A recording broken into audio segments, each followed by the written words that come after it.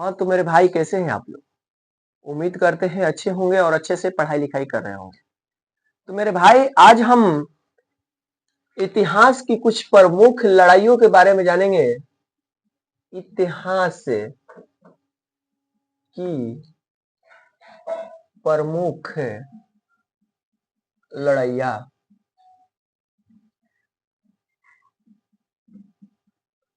इतिहास की कुछ प्रमुख लड़ाइयाँ हैं मेरे भाई। और आप जानते हैं कि 12th का एग्जाम बहुत करीब है और लड़ाई से एक सवाल, दो सवाल, तीन सवाल पूछ लिया जाता है। हम सबसे पहले आज बात करेंगे पानीपत की। पानीपत की प्रथम युद्ध ध्यान से सुनिएगा।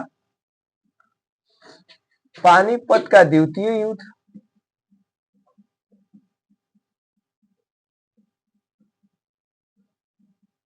द्वितीय युद्ध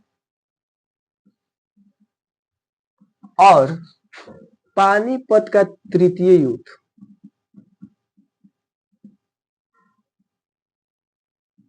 पानीपत का तृतीय युद्ध। आप कहेंगे कि इसका मतलब पानीपत का 3 युद्ध हुआ है। हाँ मेरे भाई, यहाँ से एग्जामिनर एक दो सवाल दे देता है। कैसे कैसे दे देता है हम इस वीडियो में आपके सामने रखने वाले हैं। पानीपत का प्रथम युद्ध है तो इसका किसी अलग कंसेप्ट है, अलग बात है। ये द्वितीय है तो ये अलग है, ये तृतीय है तो ये अलग है। भले ही इसमें पानीपत पानीपत लगाया गया हो, आप ये नहीं समझ लेंगे कि जो युद्ध जो दो शासकों के बीच में हुआ पानीपत का प्रथम, वही दूसरे में नहीं, ऐसा नहीं। चलिए हम पानीपत की प्रथम युद्ध की बात करते हैं। तो मेरे भाई सबसे पहले ये युद्ध स्टार्ट होता है 21 अप्रैल 1526 ईस्वी में। इस बात को ध्यान रखिएगा। एक अंक का सवाल पूछ लिया जाता है कि पानीपत का प्रथम युद्ध कब हुआ था। तो 21 अप्रैल 1526।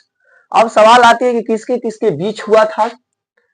तो बाबर और इब्राहिम लोदी के बीच हुआ था। इब्राहिम लोदी। आप पहचानते होंगे बाबर को, क्योंकि जब आप मुगल वंश पढ़ने जाएंगे तो स्टार्टिंग आप यहीं से करने वाले हैं। पूछता है कि मुगल वंश का संस्थापक कौन था, तो बाबर। मुगल वंश का पहला शासक कौन था, तो बाबर।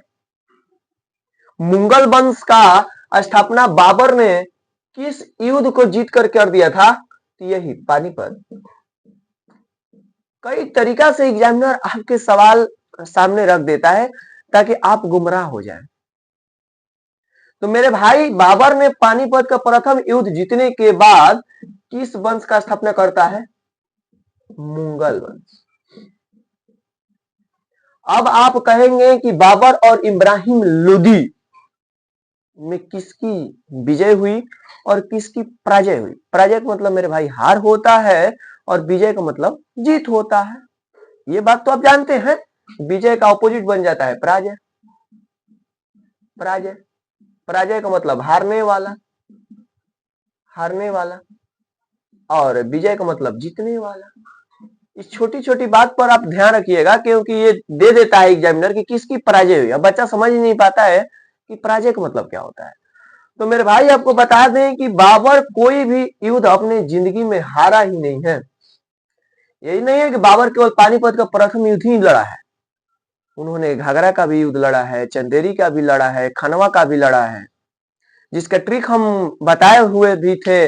आप देखे भी होंगे कि पानी पियो खाना खा, चाय पियो घरे जा। और 1530 में बाबर हमेशा खातिर अलविदा। तो मेरे भाई पूछेगा कि पानीपत का प्रथम युद्ध कब होता है, 21 अप्रैल 1526 ईस्वी। बाबर इसमें विजयी हो जाएगा। कौन जीतता है, बाबर। और कौन हार गया, इब्राहिम लोदी। पानीपत का ये प्रथम युद्ध जीतने के बाद किस वंश की स्थापना हो जाती है, मुगल वंश। इसी युद्ध में बाबर ने तोपखाने का प्रयोग किया था। तोपे खाने का प्रयोग किया था बाबर। और ये बाबर का इसलिए फेमस हो जाता है क्योंकि बाबर इसी युद्ध को जीतने के बाद मुगल वंश का नींव रख देता है। और आप जानते हैं कि मुगल वंश 1526 से लेकर 1856 तक रहता है। अंतिम शासक बहादुर शाह जफर, सोचिए यहीं से वहां निर्माण होता है। चलिए अब बात करते हैं पानीपत की द्वितीय युद्ध की। पानीपत की द्वितीय युद्ध मेरे भाई होता है 5 नवंबर 1556 ईस्वी में। 5 नवंबर 1556 ये लड़ाई होती है अकबर और हेमू के बीच। अकबर और हेमू, अकबर और हेमू के बीच ये लड़ाई होती है और इस लड़ाई में जीतते हैं अकबर साहब। यानी कि विजय किसकी हो गई? अकबर की, और पराजय किसकी हो गई? हेमू की। इस बात को जरूर ध्यान रखिएगा। उसके बाद पानीपत का तृतीय युद्ध की बात करते हैं मेरे भाई, तो ये हो जाता है 14 जनवरी। कई लोग तो ये भी नहीं जानते कि पानीपत का तृतीय युद्ध भी है। नहीं भाई, है 14 जनवरी 1761। ये अहमद शाह अब्दाली, अहमद शाह अब्दाली और मराठों के बीच में ये युद्ध हुआ था। और इसी युद्ध के बाद मराठों का पतन शुरू हो गया था। तो मेरे भाई ये पानीपत की प्रथम युद्ध समझ पाए होंगे, पानीपत का द्वितीय युद्ध समझ पाए होंगे और पानीपत का तृतीय युद्ध समझ पाए होंगे। सबसे ज्यादा सवाल बन जाता है पानीपत का प्रथम युद्ध से। और देख लीजिए हर युद्ध में अलग अलग शासक नजर आ रहे हैं। तो कई बार पूछ लिया है कि अकबर और हेमू का संबंध किस युद्ध से था? पानीपत का प्रथम, पानीपत का द्वितीय, पानीपत का तृतीय, कि इनमें से कोई नहीं? तो उम्मीद करते हैं कि आप इतनी बातों को समझ पाए होंगे। हम ऐसे ही 4-4, 5-5 करके आपको इतिहास की लड़ाइयां सामने लाते रहेंगे। ये वीडियो ज्यादा लंबा ना हो जाए तो फिलहाल इस वीडियो में इतना ही। धन्यवाद।